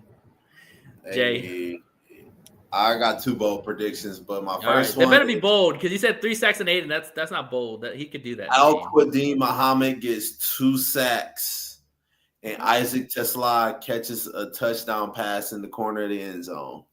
Oh, dang. You didn't say where this touchdown's One hand or 2? Yeah, Give one me hand 2. or 2. 2 hands. Oh, shit. You got to make it bold. You got to say one hand, bro. He's going to do the Odell Beckham cast. But I think Isaac Tesla, he might get that score. He gonna get that touchdown, corner of the end zone. Watch. I tell you what. I tell you why I like that bold prediction, because that's a good possibility when you think about the cornerbacks they're going to go against with Cooper DeJean and Quignon's going to be on St. Brown, and Cooper will probably or Dory Jackson will probably be on JMO, and so they're gonna need some big body receivers in the red zone. Who else better than Isaac Tesla? Yeah, and I don't know if Jair's going to play either. Again, Jair's not playing. Actually, Yinzer put up a thing about Jair. He's stepping away from football. Yeah, I thought you saw that. Yeah, I thought you said something about it. I thought. Yeah, didn't Howie Roseman trade for him? How does that work, Mr. Big? He did trade for him, but doesn't mean he has to play. Yeah. Okay. I just see this right here. Jair stepping away. He formed a team that he plans to focus on getting his physical health and mental health right. Basically, he's done. That's all we need to say. All right. moving on. And my bold prediction, I'm going to stick with it. No punts, either team. It's either going to be 4th down, turnover on downs, or touchdown, or field goals. No punts. I think this is going to be one of those shootout games where it's going to be fun. Mm-hmm. Oh, I do have a bold prediction for the offense. What's up? Wiz Khalifa is going to score a touchdown. Woo! He needs to score a touchdown. He's been close a couple times. Mm-hmm. I like that. A receiving touchdown or punt return touchdown? Receiving touchdown. Oh, okay. All right. And that's going to be Dan Campbell's calling right there. Yep. Like I said, he always uses Wiz Khalifa. Always he loves Khalifa, man. That's how you know he even who's used calling Tesla. He even used Tesla. How about that? Yeah. Mm-hmm. Dan was pulling out everybody. I think everybody. I think they said everybody got the ball, touched the ball on offense. Everybody. Dan was like Oprah. You get a pass. You get a pass. You get a pass. Everybody gets a pass today. Yep. Right. Watch Isaac go off, man. Watch he go off. I just want to win, man. This we need a statement win. Like the Baltimore Ravens was a statement win. The Bucks was a statement win. This need to be a statement win, because I promise you, this is huge. You win this game, now you're talking about tiebreakers and you're talking about an opportunity. You're talking about the 1 seed. You might be a game. The Green Bay. He's talking about the Jair comment. Oh, yeah. All right. We're bringing back Liz. What's up, Liz? You're muted, by the way. What's up? All right, Liz. So your Texans came back and won. crazy game. So I know. let's talk about it. What were your thoughts? I mean, what were you thinking? Like it was, I think they were down by what, like 20 points in the fourth quarter or something like that? 19. I'm 19. gonna be 19 honest. points. I'm gonna be Yeah. real honest. Like when I was watching the game, I even Mhm. text B. I was like, I'm done. This is a loss. I'm good. Like it's over. And lost faith I in was that on the team. You said, road. I'm done. I was on the road and B texted me. He was like, see, I told you, Liz. I was like, wait, what happened? I had to call B right away. I was like, what happened? What did I miss? Like I literally was losing my No faith in your team. No. Faith. I mean, I Mad was at you. pissed. Because he okay, so Go ahead. Mills I just don't have faith in him. Like Give I him his just flowers. don't. He won the game for you. He was I balling in the did. fourth I quarter. did. Yeah, balling in the fourth quarter. What was he? 1, 2, Hey, 3? that's where you win games. Most games are No, decided I know. determined in the Like, fourth quarter.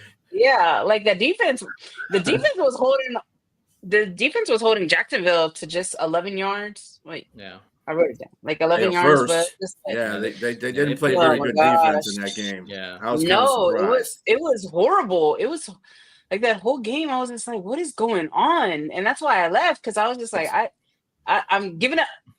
I'm gonna The take it. changing of the game happened when Joey Sunshine Higgins? threw that interception. Mm. That's when that game changed because they were marching down the field again. And he threw that stupid pass. I forgot who picked it off. It wasn't Stingley. It was the other guy. Who the It hell was is his Higgins, name? wasn't it? Lassiter. Yeah. Lassiter. No, it Lassiter. wasn't Lassiter. It wasn't No. Lassiter either. It was Bullock. It was Bullock. Bullock. Yeah, the There other you go. Yeah, it was safety. Bullock. Yeah. Bullock Sorry. picked it off, and I was like, "Oh, okay, here it goes." And that's how you I come mean- back in games. You have to Yeah. get turnovers. You got to get I have a turnovers. question for you, Miss El Toro. So CJ Stroud is still in concussion protocol. I'm Yeah. concerned. Yeah. I don't think I don't think he's gonna play again this week. Like that's just my intuition or whatever. But I don't think he's gonna. Yeah, there you go. I don't think he's gonna play this week. Like honestly, but they practice tomorrow. Yeah. So I haven't heard anything on Reddit or anything on Houston Chronicle anywhere that he's gonna play. I will say this is the second concussion in 2 years, so they're going to be very careful. Mm-hmm. Very careful. MJ Yeah, so out too for the year. Mm-hmm. He's out. For the year. Who's so that? I mean, Safety. Oh, Petrie. yeah. No, Mm. Petrie's out with a concussion. Well, he was out with a Yeah. concussion in the last game. Yeah. But MJ Stewart, but- their back, is out for the year. Yeah. Oh, Yeah, but I mean, we're still I mean, defense, we're still ranked number 1. Defense rank, offense rank, we're number 19. But I mean, even though with all these injuries, like I think we'll still be okay. I don't know. What do y'all thought? I mean, I'm still looking y'all at still to have where Hunter. we're gonna make it. Yeah, we still have like Interesting. Stingley. you guys are fourth in Anderson. passing on defense, second in rushing defense, first overall in total defense. And Mhm. let's see what you got. Scoring defense, you're first. Yep. Red zone defense. That's what's killing you guys right there. Defensive. Outside of that, defense has been killing it. Texans are they're 23rd in red zone defense. That's part of what's killing them. Their third down, Yeah. their third down defense is It's third. 42%. Shit. Horrible. Well, it's 33.6% now. This is the new Yeah. stats that came out, but they're still It's fourth. so Oh, crazy. okay. If you can't stop people from scoring in the red zone and you can't stop people on third down, does that make you good defense? Well, it kind of balances out. If you're not good on third down and you're good at red zone defense, then it doesn't make a difference what you do on third down. If you can't stop them in the red zone and you can stop them on third down, again, it doesn't make a difference because you're stopping them. So they're not getting in the red zone. But they get in the red zone, it's like an anomaly, and they're probably just running like a 1 yard out. You're probably bending and breaking defense at that point. So I think for defenses, there's 3 categories that matter to me most. Red zone defense, because that's how many points you allow in the red zone. Second of all, third down defense. That's how many times you get the team off the field. And the third one is scoring defense. How many points you allow a game to a team. And, like if you're 2 or 3 out of those categories, I would consider you a good defense. If you're 3 out of 3, you're an exceptional defense. And if you're 1 out of 3, then you're okay defense. Well, I mean, I don't think. I mean, honestly, with all of these rankings, I mean, I did a side-by-side analytics with the Titans too, and they're 1-8. Their par rank was number 32. Their offense rank is 32. Defense rank is 30. Like, I think I know we're gonna win this Sunday. And we all need to win to keep going. I mean, to keep going because that following week we have the Bills. Ooh. And so at home. Yeah. You have them at home? Yes. That helps a little bit. We have it. I don't even know if that helps. I mean, hell, they lost to the Dolphins, so anything's possible, right? I mean, yeah, but still, it's just like, yeah. And I think for me, it's like Will Anderson should treat the Titans backfield like an all-you-can-eat buffet. I mean, I feel like we're gonna be good. Tennessee has lost 8 straight games at home, so we're gonna remind them of their tradition. Losing, they're gonna lose. Houston defense gives us 16.7 points a game. Like if the Texans score their usual 22.7, the Titans 14.4 average means the math already looks like a beatdown. So that's what I'm gonna go for. My thing is when you're talking about the matchup, like the difference is I don't know what the Texans stats are against mobile quarterbacks, but Ward will get around and he'll be able to move around. And let me explain. Like we were talking about Jalen Hurts. Like, do you play contain or do you try to blitz? And we all said contain. I think the same thing with Ward. You can't just run at Ward because Ward can slip out of the pocket and go. That's one of the strengths of him as a quarterback coming out of college. His at-lib ability. And so I think you got to play contain more on Ward. You can't just try to blitz him all the time and expect that he's going to go down. Right, he's going to try to make plays. No, he is going to try to make plays. I would think the same thing, contain him. And again, with Stroud possibly out, the Texans run game needs to clock in. Like contain him, but like don't mix the run and pass to the Titans. Like we just can't do that. We can't fall back. Like we need to.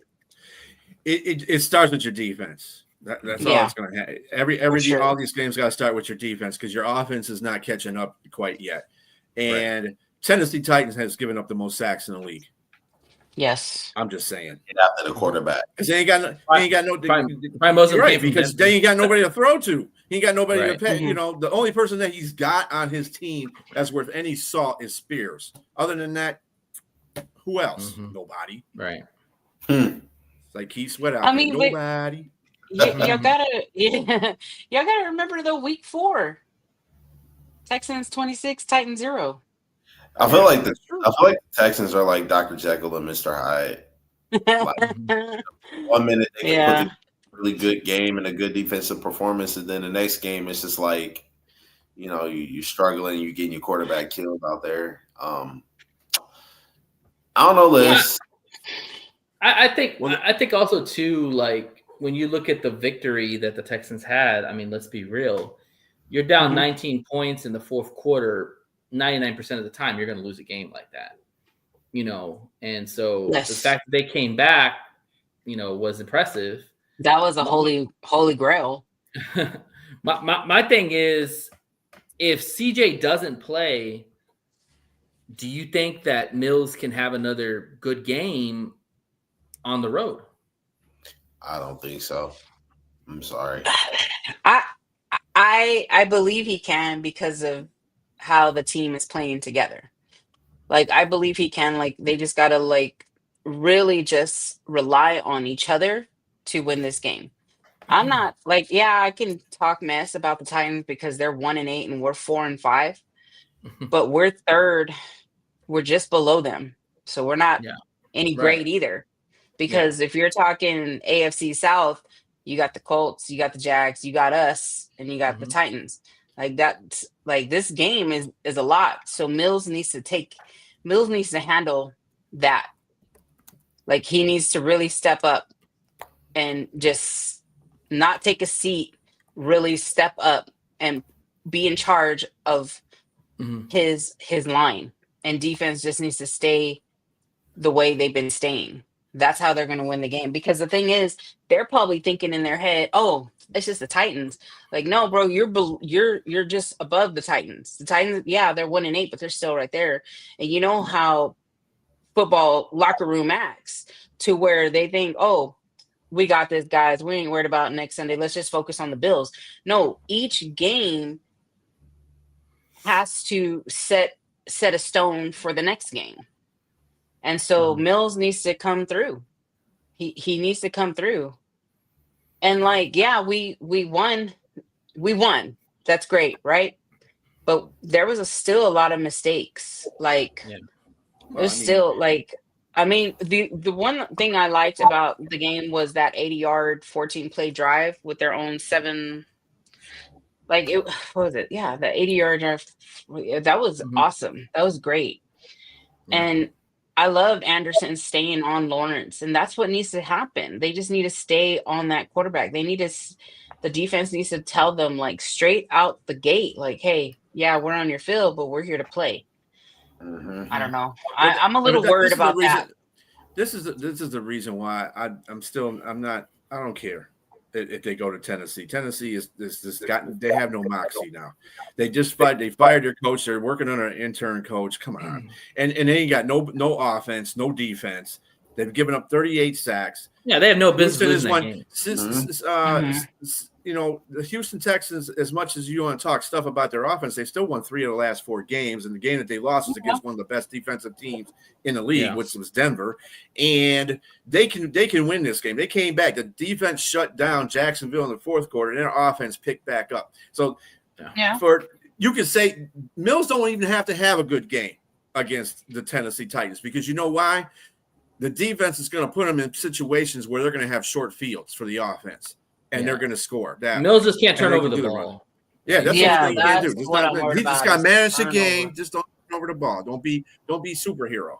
Play within yourself and just move the ball. Yeah, and don't show off either. Like, for the Texans, don't show off, because you're going to Tennessee and you're ranked number 3 in AFC South, but not showing off is that.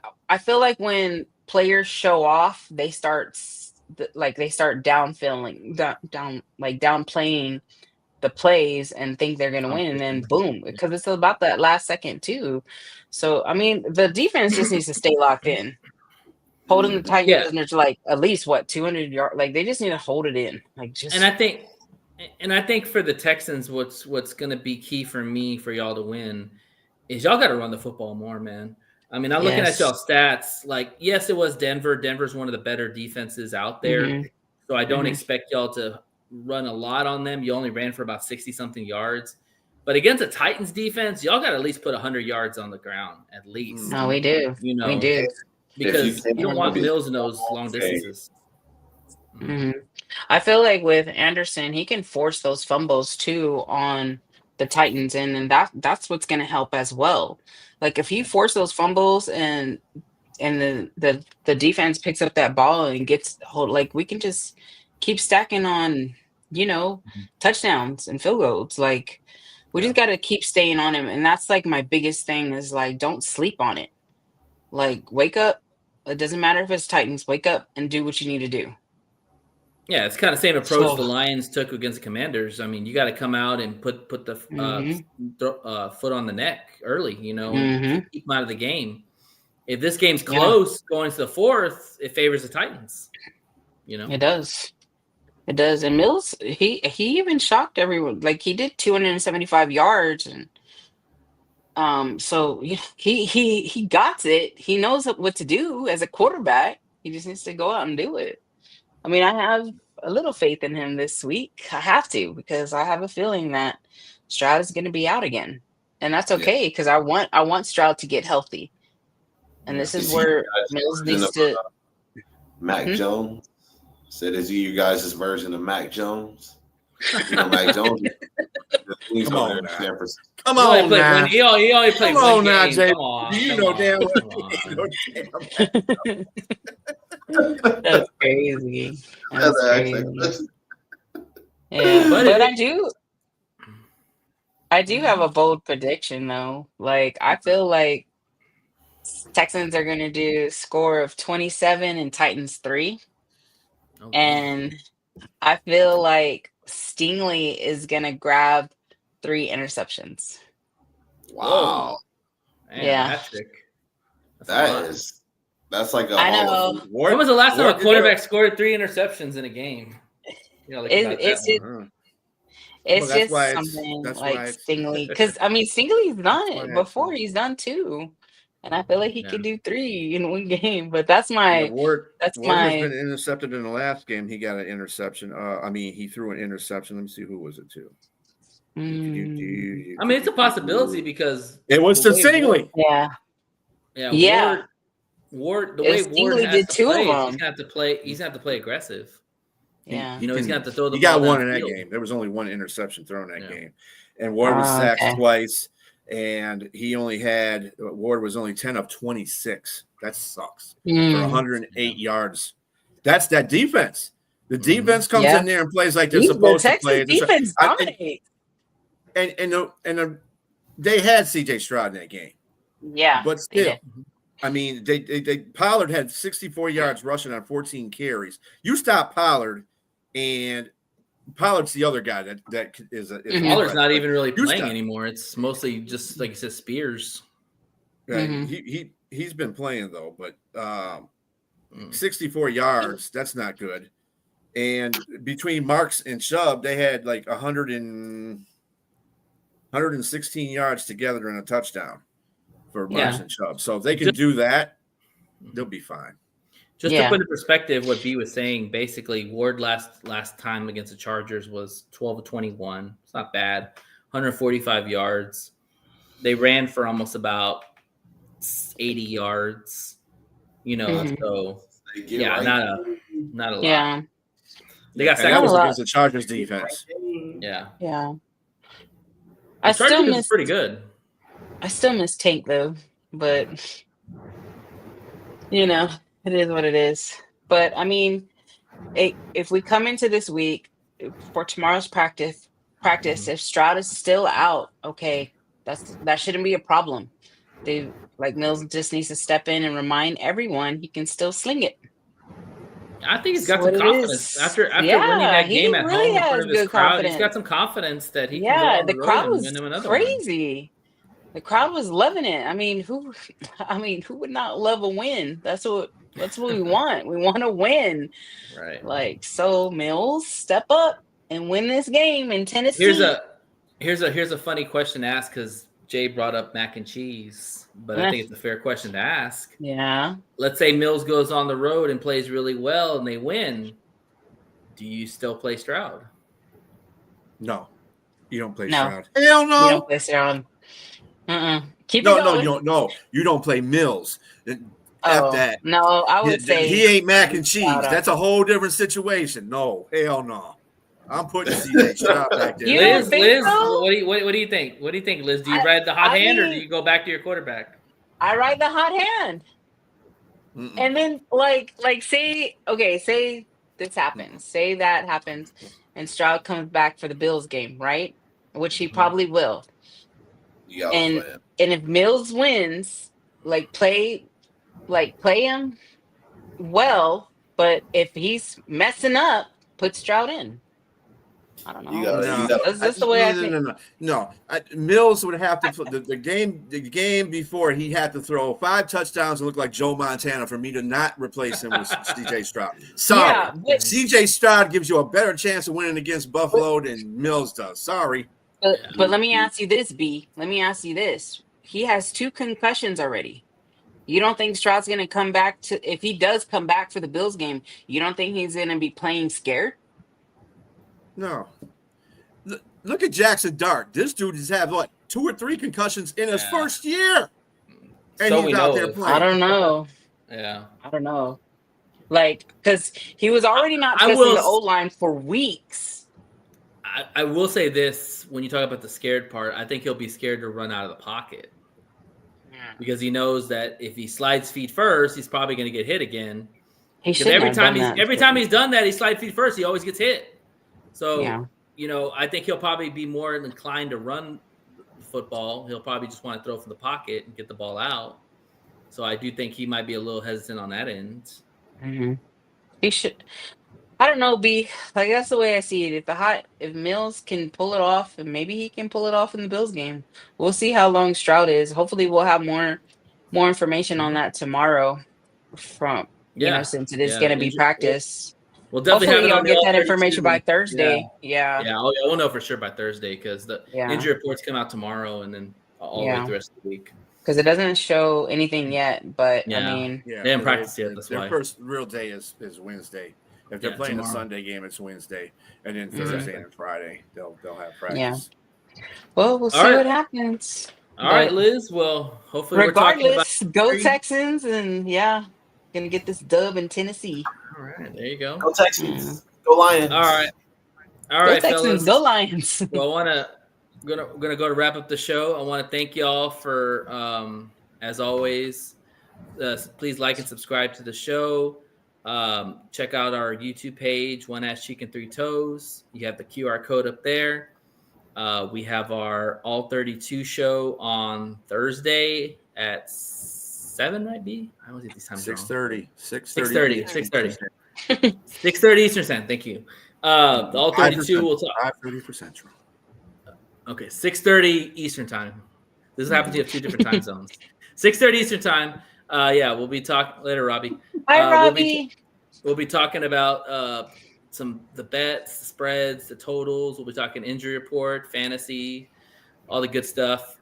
And then, of course, next Tuesday we'll be on the One Ass Cheek, Three Toes, and hopefully be previewing or talking about the Lions' victory against the Sheagles and a victory for the Texans against the Titans. Also, too, want to do a real quick shout out to everybody in the armed services, past and present. Thank you for your services. Thank you, B. For your service. Navy. Thank you, B.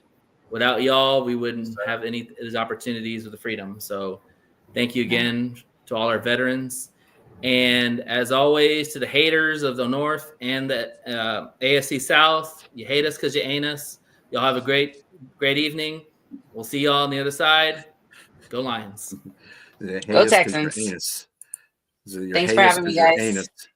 Exactly. I was going to say, you hate us because you're anus. That's what you should say. Anyway. All right, let's go.